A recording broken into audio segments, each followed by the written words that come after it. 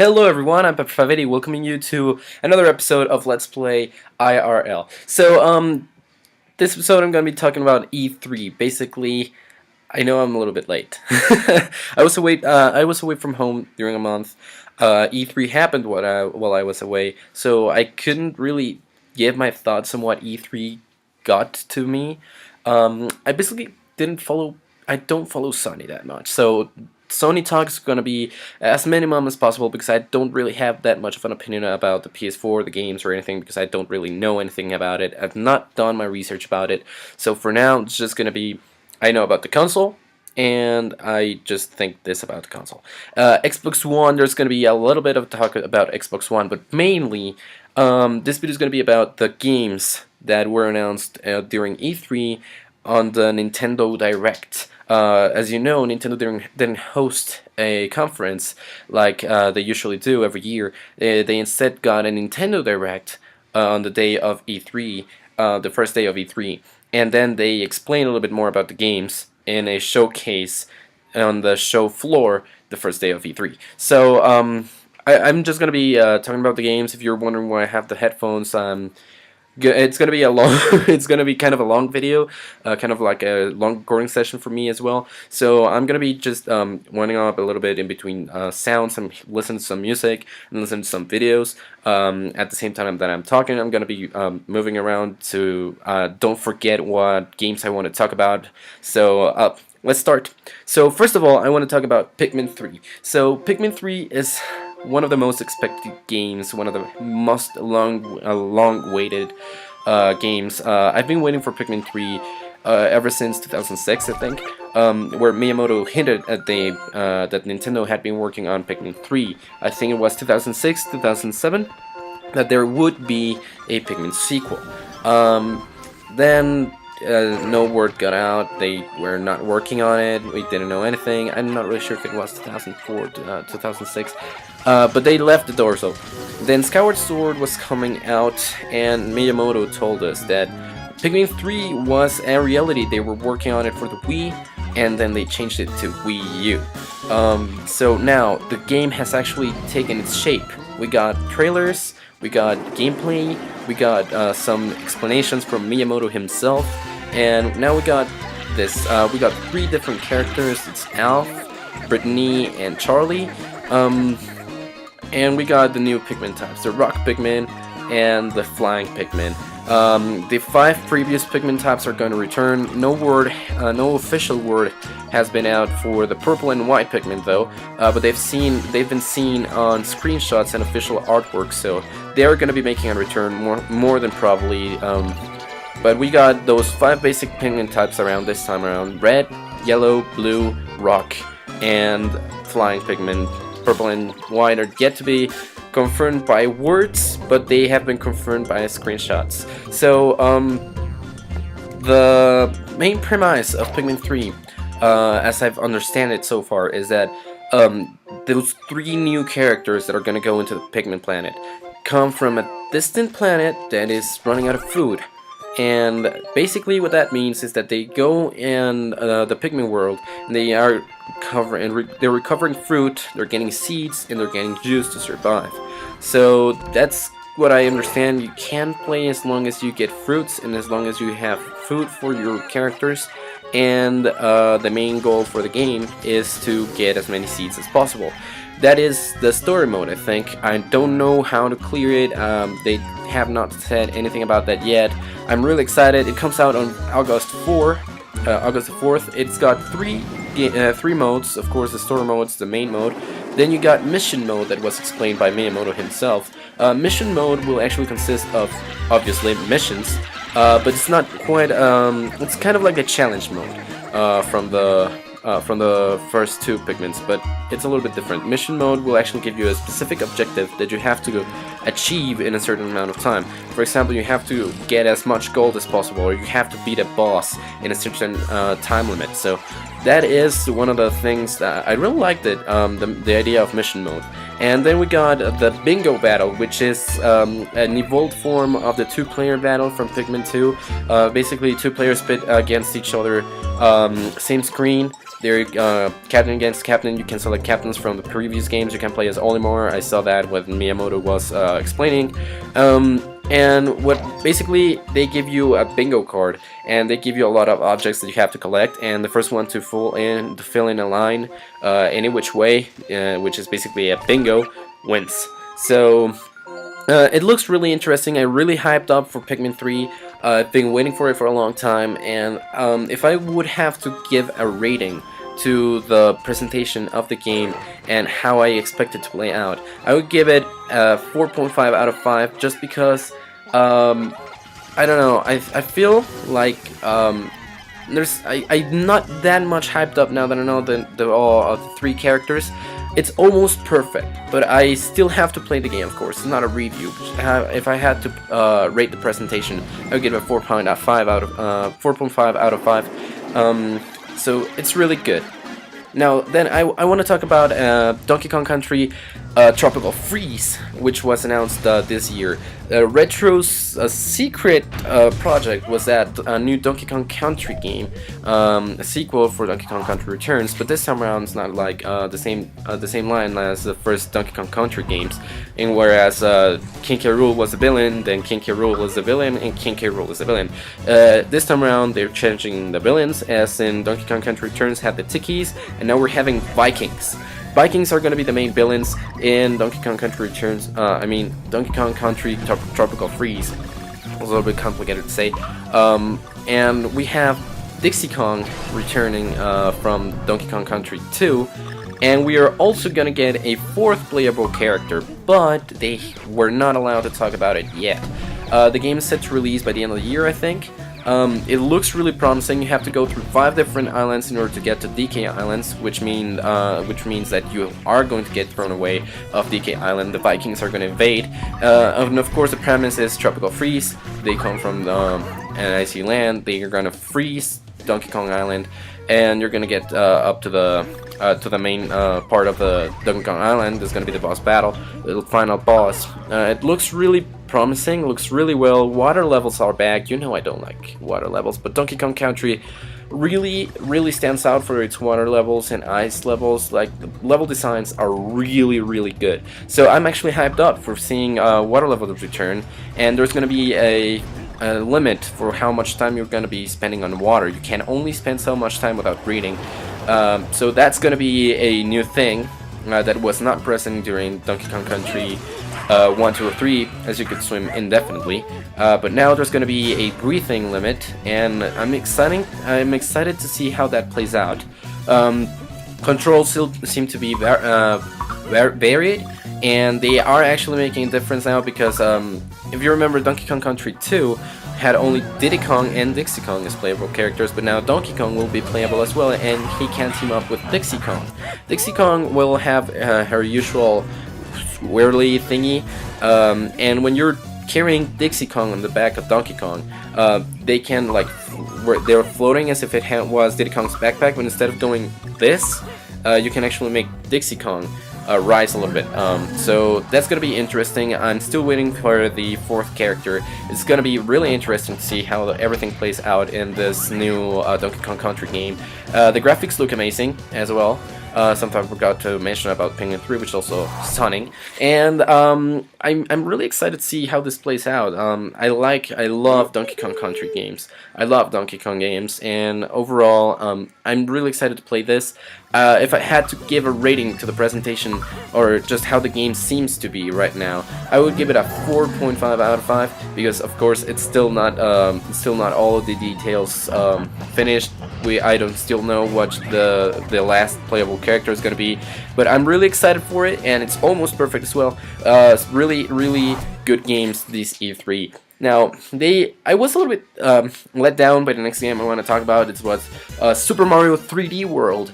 I thought they were announcing a 3D Mario game like Super Mario Galaxy or Super Mario 64 or something like that, and they announced the sequel to Super Mario 3D Land, which is not bad. I was just a little bit let down because I thought it was going to be one huge thing like what people had speculated, Super Mario Universe and stuff, but given by the trailer of the game and by some demos that I have seen on the internet. Yes, I've already done my research on that.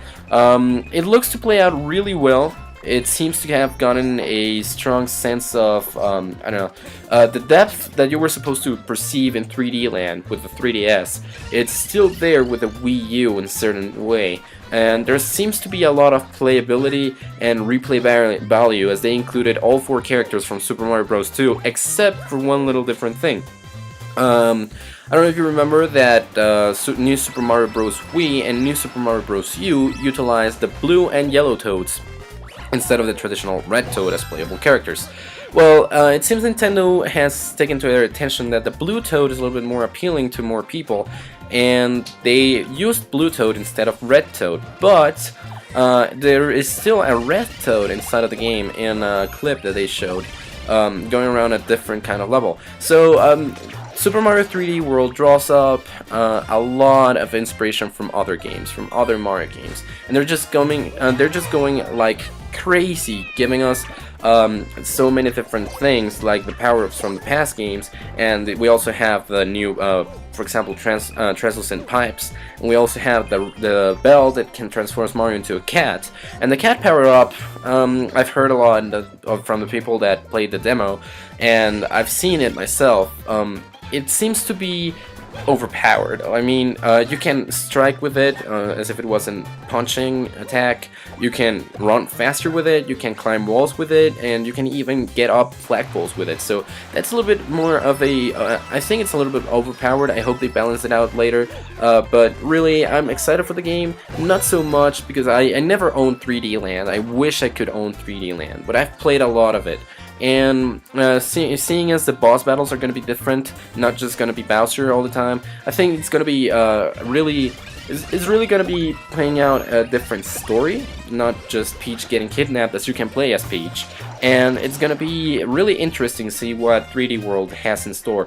Just if I would have to give a rating for 3D World, I would give it a 3.5 out of 5, just because I think it was a little bit of a letdown.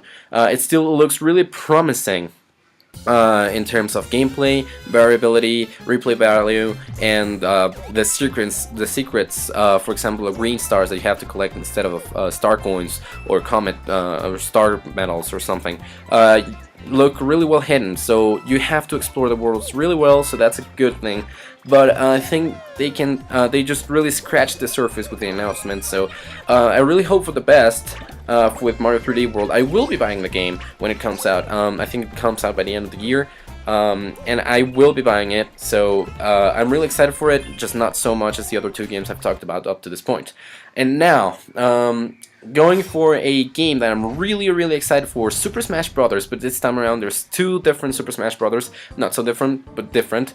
Super Smash Bros. For 3DS and Super Smash Bros. For Wii U. So the trailer was actually really appealing to me because they showed the basic characters, and the official webpage only has the normal characters, like the 8 norm characters that have to be there, with Mario, Pikachu, Samus, Fox, Link, Bowser, which was a little bit weird because Bowser was not in the first Smash Bros. Game. It's okay, Bowser's there. They have Mega Man, which is the addition from Capcom, and the With the Trainer. You have the Villager, and you have Pit from Kid Icarus. So it's the different franchises that have to be there because they've been really popular. They were really liked in Brawl, or they have just been there since the very beginning of Smash Bros. And they are kind of a staple of the series now. So I really like the trailers. First they showed off the 3DS version as Smoke transformed into the characters, and of course you can see the outlines in the characters models, because Mr. Sakurai explained that they outlined the characters because they seemed small in the screen, and well, each player is going to have their individual screen for this game, so they're trying to get that into an advantage. I love that they're trying to get like a different approach to each of the 2 versions of the game, camera-wise, of course, and of course gameplay-wise they have to be similar. But there's not going to be interactivity in between the 2. I'm not really sure why. I did read something about it. But I think it's really interesting what they're trying to do, what Masahiro Sakura is trying to do with both games. As well, oh, I forgot Kira before. Of course, what we're gonna be getting is a really varied game, and the Wii U version, of course, looks gorgeous. The story, all of the Smash Bros. Games have some kind of adventure thing. The first one was just a classic mode that got you up to Master Hand, was the same thing over and over again, but it's really entertaining. The second one has had its adventure mode. It got to the end without getting a game over and its certain time thing. You got to fight Giga Bowser at certain difficulty, and explained that Giga Bowser was kind of trying to manipulate Master Hand, I think. And then you got the Subspace Emissary and Super Smash Bros. Brawl, which is a really good story mode. I really liked it and was really varied, and I thought it was a great success. Tripping was removed, which was really annoying in Brawl. It stands, the gameplay stands in between Melee and Brawl, and it's gonna be a little bit more balanced. The characters are getting balanced around a little bit more. The sprites, I mean the models for the characters they don't seem as detailed as Super Smash Bros. Brawl. For example, Mario doesn't have all the details on the overalls and stuff, but they do look really well. The model for Link, however, it does look well. It does look a little bit shinier, a little bit brighter. I think that's because of the rendering process the Wii U has to go through. That is different from the Wii, and the shadowing that the Wii U has to go. The Wii U can't process. So that's I think all of the models look really well. Kirby actually looks more rounder. Pikachu looks a little bit more detailed. It looks like the model that they used for the announcement of Pokemon X and Y a couple of months back. Pit looks really well, really detailed, more like a Kid Icarus Uprising, a little bit, I don't know, a little bit more mature. I would say the Villager looks good. With the trainer was really unexpected. Looks good. Movements seem to be really well done, and I'm still looking forward to a lot of the roster. The reveals that there are more characters in the roster, which is Mega Man going to be the only character from an outer company to be in Super Smash Bros. For 3DS and Wii U, or are we going to see a comeback from Sonic, or maybe a comeback from Snake? Or maybe we can see new characters, of course, possible characters, not so much as people going all around like, Goku has to be there! And no, it's not. It's just, no, it's not fitting. Not so fitting for Goku to be against Mario. It would be way overpowered, I think, and they would have to balance it out. People would not like it, I think that's my personal opinion.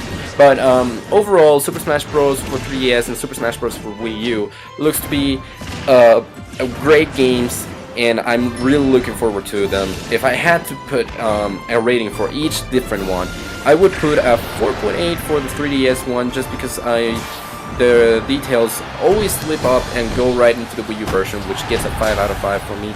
I mean, the 3DS has to be more appealing, not just only different stages based on the handheld iterations of each series. But the Wii U one is really appealing, and the 3DS one is getting stolen a little bit of the appeal by the Wii U one. So I think the 3DS needs a little bit more appeal. But from there on, it's pretty much perfect. I love the Super Smash Bros. Series, and well, I love them to death. Now, New Super Wii U already released as a downloadable content for the New Super Mario Bros. U game. I don't really have much of an opinion on it. I think it's really great that Nintendo goes the DLC way now. It's not so expensive. It's actually really good for 82 new levels. They have 100 seconds of a time limit. They're harder. You can play as Nabbit in the game if you are not feeling confident on not being able to avoid all the enemies, or just to get the star coins if it's in between enemies. You can do that. It looks really cool. I'm gonna buy that next week. See how it goes. Don't really have much of an opinion on New Super Wii U. If I would have to rate it, I mean, it's DLC. I would give it 2 out of 2. I mean, it's just not. I don't really have much to grade it or compare it with. So yeah. And then I've gotten the Mario and Luigi Dream Team for Nintendo 3DS. Okay, so I've been a fan of Mario and Luigi of the Mario and Luigi series for a long while, and Mario and Luigi Dream Team doesn't appeal to me that much. It's just I see returning characters like Starlo, and I see new stuff like Luigi's Dream. It looks really amazing. I'm sure on the 3DS it looks really cool, but I don't know. I kind of I think I will miss that kind of like sprite thing like they had going on the Game Boy and the DS. Now they're kind of like models. I think they're still they're models, and they go up in the 2D world.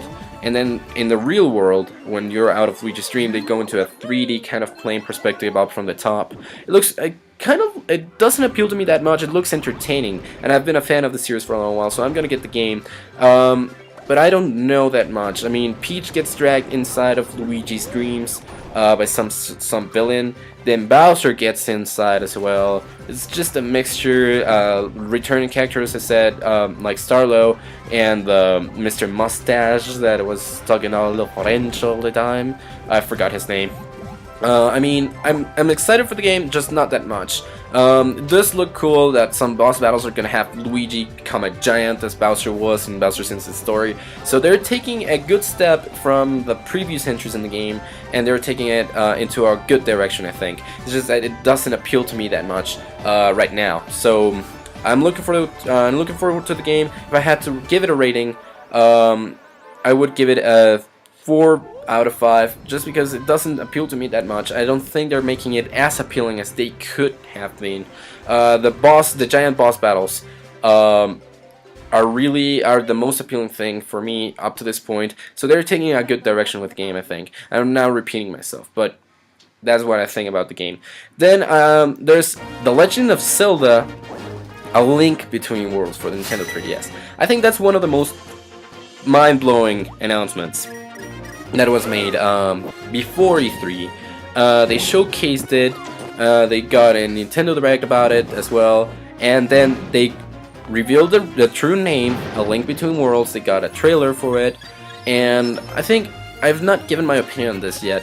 Before the E3, people were calling it A Link to the Past too. Why? Because there's this thing, you're gonna be traversing through basically the same world as A Link to the Past. Now, in an interview, the E.G. Anuma, I think, said that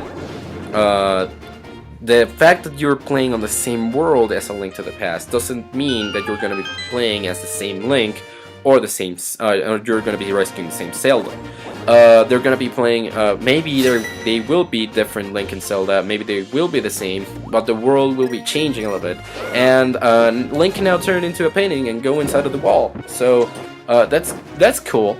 The game is appealing, and I'm not blinded by nostalgia or anything, because I was not born even when Link to the Past came to be. I've played Link to the Past, I've come close to completing A Link to the Past, I've come to the Ganon boss fight. I'm not cleared it yet, but I've come all the way down there. I really love A Link to the Past, and I'm really excited to see what A Link Between Worlds has to offer. The fact that it has a stamina meter by the side, which is also a magic meter, it's a little bit weird to me. It gets consumed when you use your hammer, your bow, when you throw stuff. I don't know.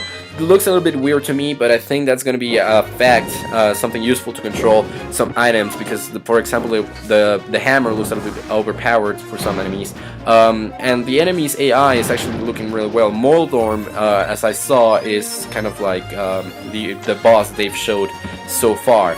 Moldorm looks really well, and it looks like it's going to be like kind of like the same as in the A Link to the Past. You know, small arena, you have one hole to the side. If you fall down, you have to go up again and start the fight over. So it looks really promising, A Link Between Worlds. I don't know, I'm not really sure when it comes out, I forgot. But I do know I will be picking up the game. I'm really excited for it. I'm hoping for the best with this new top-down 2D 3D Zelda game on the 3DS. I'm really excited for it. And we also got Wind Waker HD for the Wii U. Wind Waker HD seems to be really promising. I'm not so hyped up for Wind Waker HD because I already owned the Wind Waker for Nintendo GameCube. It's not so much of a step up in between Wind Waker and Wind Waker HD as it was in between Ocarina of Time and Ocarina of Time 3D. More than anything because of the graphics. The graphics look gorgeous on Wind Waker HD. They're reworking the Triforce Quest a little bit more. in Wind Waker HD, because it seemed a little bit abrupt during the original game, the original release. It seemed abrupt. It seemed kind of tedious, and they're kind of reworking it. The tingle tuner, of course, is you can now not connect with your Game Boy Advance.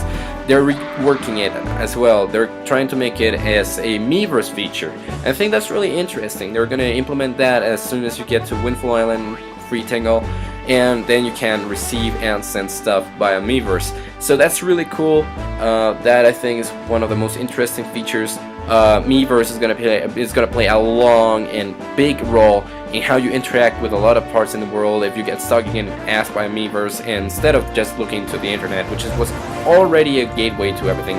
But for the changes and for people, I know a lot of people just release Let's Plays the day the game comes out, but it's gonna be interesting to see how the Wind Waker HD compares to Wind Waker on the GameCube, and I'm really excited to see that as well. I will be getting a Wind Waker HD at some point. I'm not thinking of getting it release day or anything like that, but I will be getting Wind Waker HD. I want to see the differences. I want to see how you upgrade your sail. I want to see if they put up more side quests. I want to see whatever. I want to see how the Wind Waker HD plays out, and I think they're really giving their all to accommodate for a Wii U game that fits Zelda. So this kind of like their experiment to see how Zelda accommodates in the Wii U. In order for Zelda Wii U, the next game that they are developing already, will play out, and how the controls are going to be accommodated. Of course, I'm really excited for A Link Between Worlds. If I had to rate that one, I would give it a 5 out of 5 because it seems amazing. It has nostalgia points to it. Don't really blinded by the nostalgia. I never played A Link to the Past until I was like 13. And of course, just it looks amazing. It looks a really good game. I think they're planning it out really well. And Wind Waker HD, if I had to rate it, I would give it a 4.5 out of 5. Just because, I mean, it's still a remake. It's a re-release of game with a better graphics, and they're tweaking a little parts of the game just so that it plays out a little bit better. I have not played the game yet, so I still have to do that in order to get my full opinion on it. But from what I know about the game and what I know about the changes they're making, I will give it that rating. I would give it that rating.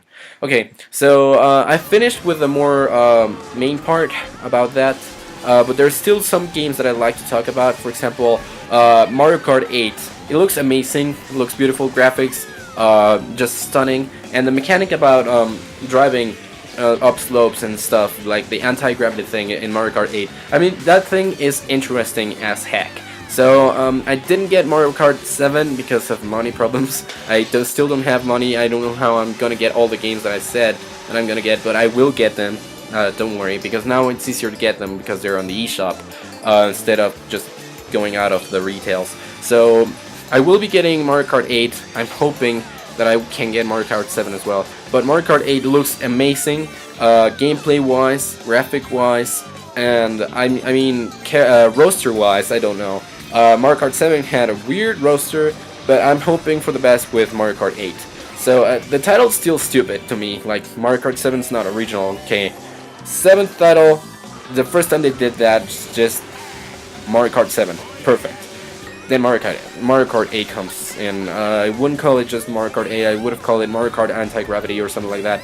Something a little bit more appealing, but Mario Kart 8 is okay. I mean, it's the 8th installment in the series, so it's okay, it's alright. So Mario Kart 8, I don't really have much else to say about it. It just looks really interesting. I would give it a 4 out of 5 for the presentation. I mean, it looks beautiful, has an interesting mechanic, and stuff returns from the previous installment, Mario Kart 7, stuff that really got everyone going. So, I mean, I like the idea of Mario Kart 8, just the name. I don't really like it. So, it's just my opinion, though. And then we got some other games. For example, Sonic Lost Worlds. Sega is producing this game exclusively for Nintendo. It looks really interesting, it looks really cool, and the parkour mechanics is something that I didn't expect to see in a Sonic game so different, because, you know, there's part of the world that are just disconnected. It's a little bit weird. So Sonic Lost World looks really interesting for Wii U and for 3DS. I mean, just I don't really have an opinion on much of these games because it's just they just got presented. There's not many details on them. But yeah, I'm looking forward to Sonic Lost World. I don't know if I will purchase that. I would have to try it out before I purchase it. But I mean, it looks really good. It looks really good. The story finally makes a change. It's not only Dr. Eggman trying to ruin the world. He tried to, but now there's 6 different threats to the world that you have to team up with Eggman with to actually finish them off. And that's a cool thing. Now, there's some other third-party games that I want to talk about before going into the last first-party game that I want to talk about. It's gonna be Rayman Legends. Of course, it started out as a Nintendo exclusive, then got a release on Xbox 360 and PlayStation 3. And of course, I mean, it's really I really enjoyed Rayman Legends for the Xbox 360. I didn't get it for the Wii, got it for 360. I really enjoyed it a lot. I got 100% out of it. I mean, just a fantastic game. The multiplayer is really cool. The levels are challenging enough, and I mean, it has a lot of replay value with all the costumes and whatnot. And I mean, Rayman Legends, I've played the game, the demo. I've played the you know, that other thing, like what they released for the Wii U in order for you to wait, the challenges. I've played those, and it looks really cool. It's really entertaining, and the levels play out very well. And with Miiverse, I think it's gonna be a really interesting thing to look forward to. So Rayman Legends, I'm really looking forward to. I didn't really watch that as a reveal. I just know Rayman Legends was announced. Well, it was re-announced during E3 for Wii U. And lastly, DuckTales Remastered. It's going to be an eShop release. DuckTales, really nostalgic game for a lot of people. I never played DuckTales. I really want to play it. So it's coming to the eShop. I think that's really going to be amazing. It's been remastered completely. The graphics are going to be totally remastered. The soundtrack, I think, is going to remain kind of like the same. They're tweaking a little bit about it, but I'm really excited for DuckTales Remastered as well. I really want to play that. I really want to try it out. So a lot of stuff over there is gonna be cool. And lastly, the last game I wanted to talk about is Game & Wario. So I think it released already. I've been a fan of WarioWare since the Game Boy game. I got the one for the GameCube, and then blah blah blah. But Game & Wario takes a different thing. It's not many micro games. It's 16, I think, big games with Wario and his friends. I think that's really different. I think Nintendo did the right thing and taking a risk of changing the franchise a little bit. But I would enjoy it a little bit more if it was more games. I think it's just a way too little of a quantity of games for a game, for a WarioWare game, kind of. So, Game & Wario, I've not played it. I know it released already. Not gonna give a rating on that because I've not gotten an opinion. I've not completed my opinion on the game. I have to play that. I have to buy it if I really feel like it to actually give my opinion on it. So I'm not gonna give that a rating. But that's it for Nintendo games. So now I'm gonna go into the consoles from the other companies. The Xbox One, first of all. I was really disappointed when Microsoft revealed the Xbox One. The name is kind of dumb. I mean, Xbox One, it's not the first one, it's the third one. Xbox One, they want it to be the one console that you use. Good. Doesn't really appeal to me. Anyways, the Xbox One, I think they did a lot of choices, weird choices. E3, I think they based it way too much on, you know, TV, entertainment, other ways of entertainment, not so much in the games. Games they announced, they got a few, but most of them are just generic, or they can be played on another console. So, Xbox One didn't really grab my attention when it was revealed. Xbox One didn't really grab my attention during E3. Xbox One doesn't have exactly backwards compatibility. I think they announced something that you will have to pay for in order to be able to play your Xbox 360 games on your Xbox One. So I'm not really interested in Xbox One. I mean, this is gonna be short about the consoles. Xbox One doesn't really appeal to me. Microsoft did a lot of decisions. I hope they work it out to make it appealing to everyone. And after that, maybe I will buy one in a couple years. Because, to be honest, Xbox has not always been my main focus. I don't buy a lot of games for Microsoft consoles. My PSP is almost unused because I never buy games for other consoles. Why? Because they don't really seem appealing to me. A lot of the games can just be played in any console, just pretty generic. A lot of them are just first-person shooters. So, don't really buy that many games for Xbox 360 nor my PSP. I would want to buy a Sony console because of Kingdom Hearts, for example, which is a really good franchise. Looks really good. They announced Kingdom Hearts 3 for the PlayStation systems during E3, for example. I'm getting a little bit out of topic here, but I think they need more games to catch on. Microsoft needed more games to latch a hand into everyone and be appealing to everyone. So I think that was the thing that was lacking about the Xbox One. Overall, what I think about the Xbox One, if I have to give it a rating, it would be 6 out of 10. Just because it's not been appealing, it's not grabbing a lot of attention. It's gotten a lot of negativity over the time it's been announced. So that's it for the Xbox One. This is all I'm going to say. If you want to know, if you want to know more, you can ask my opinion in the comments below. I may respond, I may not, because I don't have yet an opinion. The console's not out yet, so don't have a hands-on experience to get a hands-on opinion. But of what I've seen, I just don't like the Xbox One yet. For the PS4, it looks good. The graphics scores, Sony's hard point are the graphics. They're the best one around. They were the best one around the previous generation. Overall, the PS4 doesn't impress me that much. It looks cool. They finally showed the console. But I don't know much about the games. I don't know much about it, pretty much anything. So, well, not much that I can say about the PS4.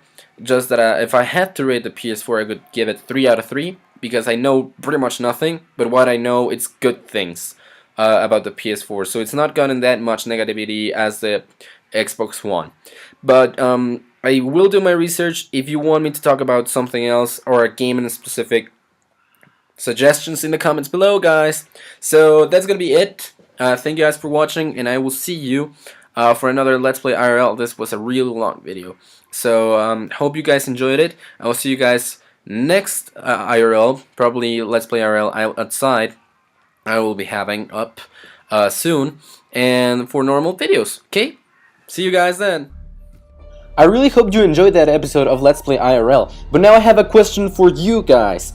I will have this thing, Chibi Robo Plug into Adventure versus Metroid Other M. Tell me, which game do you want to see me Let's Play first? Those two are on my priority list. Next Let's Play is already planned out, but I wish to know which one of these two you wish to see first. So please leave your comment down below, and I will see you guys for more normal videos later. Bye!